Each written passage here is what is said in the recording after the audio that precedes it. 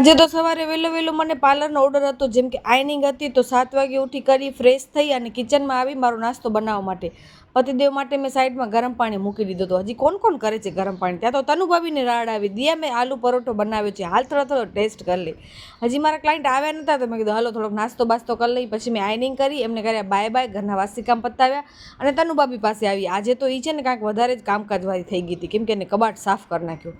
પછી મારા પાસે આજે ઘણી બધી રોટલી પડી હતી, તો મેં ઘણા ટાઈમથી મેં રોટલી તરેલી નથી ખાધી, તો મને ઈચ્છા થતી હતી, તો મેં હાલો રોટલી તરી નાખી ને આખો દિવસ એ ચટક પટક કર્યા રાખશો. ને અમારા ઘરની આજુબાજુમાં છે ને ઝાડમાં ચડવા બળવાનું કામ હોય ને, જેમ કે જાંબુ, પપૈયો, એવા બધા પણ ઝાડ છે, તો તનુભાભી એવા બધા કામ કરે. તો આજે પપૈયો તોડીને આવ્યા હતા. બપોરના લંચમાં તમે બધાએ જોયું હતું કાલના વિડીયોઝમાં, અને તમને મારા બપોરના કિચન અકોર્ડિંગ વિડીયોઝ કેવા લાગે છે ને એ પણ કમેન્ટ કરજો. પછી સાંજના કાંક ચટક પટક તો અમને રોજ ખપ્યો. તો મેં આજે છે ને ત્યાં કેવી ગુલ્ફી, જલ્દી નામ કહી દેજો, હું નામ ભૂલી ગઈ.